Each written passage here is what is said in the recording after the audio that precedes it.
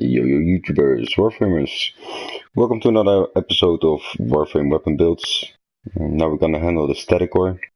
It's one of my favorite secondaries, I guess. Pure elemental damage. I used a hybrid build. Shoots pellets and can be charged up. The charge up is quite slow but does devastating damage. The splash damage is also quite high. Which makes it affected by multiple enemies. If you hit one and there's two enemies close, they will get hit as well. So definitely a perk of the weapon. Splash damage looks quite similar to the ray gun, not the weapon itself, but the projectile shooting. Let's go for the build, I guess. Really pros of this weapon: high ammo capacity. It's quite strong for each bullet.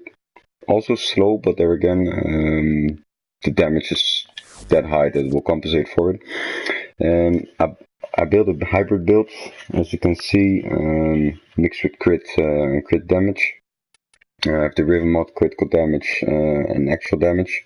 Minus projectile flight speed, which is not something I'm happy with. Sometimes I just swap this one for Gunslinger, just to go on that. Just a small taste why I take it. Yes, the damage will drop quite a lot, but there again, you can shoot so many projectiles with enemies that basically you can overpower them just by shooting them. Is the speed needed? Not really, because if you build it right, you do a lot of damage. I built it for radiation, good for ferret armor. Basically the bombards and all the grenadiers will be affected by it. Could go for corrosive, but I want to make use of the prime heated charge. So definitely go for missions where crowd control is a thing, because of course the radiation proc gives 12 seconds confusion to the enemies. They will attack each other. It's quite nice. You can crowd control that way pretty good. And you see that the enemies will gather up more, so that's also good aspect from it. Furthermore, yeah, just a few full elemental mods.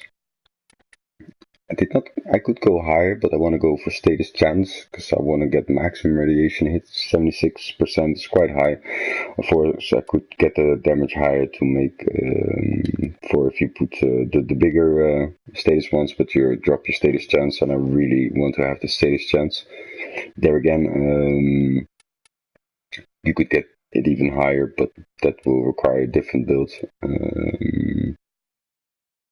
That's about it, I guess. Of course, standard, the Barrow Diffusion, Lethal Torrent, and Hornet Strike. It's quite obvious. I did take Jolt instead of the Hornet Strike. Sorry, not the Hornet Strike, the Magnum Force. As you could see, you're gonna cut up the damage anyway. So it's really necessary to get it done. Unless you want to go and take that crit away, but I really built it for crit in the way of I could use it for my Mesa. Different story, but yeah, the status chance will help in anyways. Let's take it out for a spin. The biggest, the best feature of the weapon is the charge attack, which you won't use much times.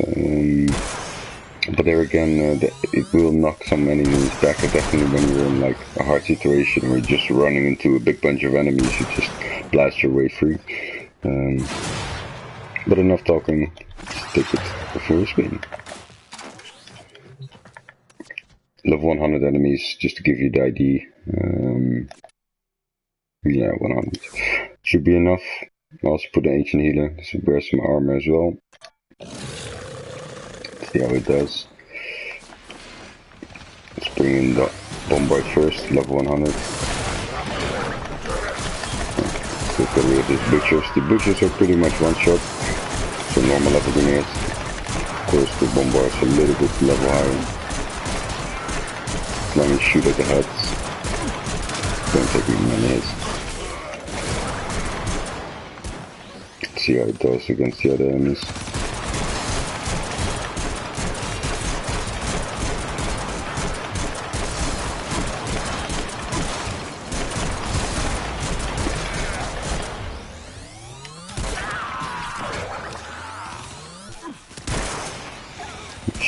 shot at the wall. As you could see, you could still hit the enemy because it's splash damage.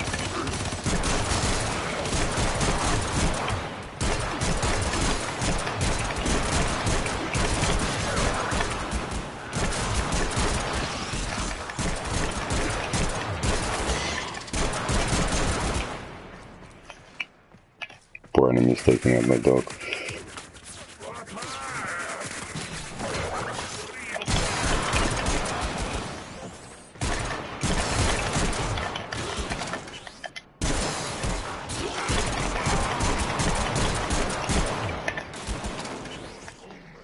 One more enemy in.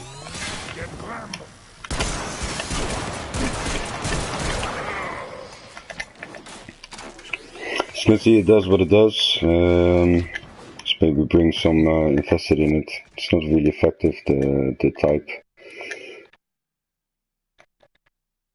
But why not? Just select all.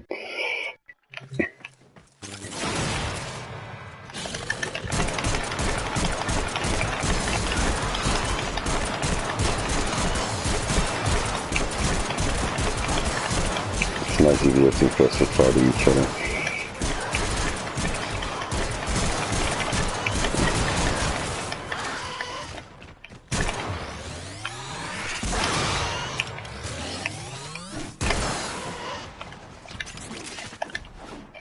So I guess that's about it. DrRayGun, I really use it for my Mesa. I'll get back at it in a different build, but yeah, overall it's a pretty good weapon. The damage fall off is pretty fast, so level 100 is kind of the max. You could go a little bit higher if you have buffs from, let's say, your average Hero or Nova or whatever.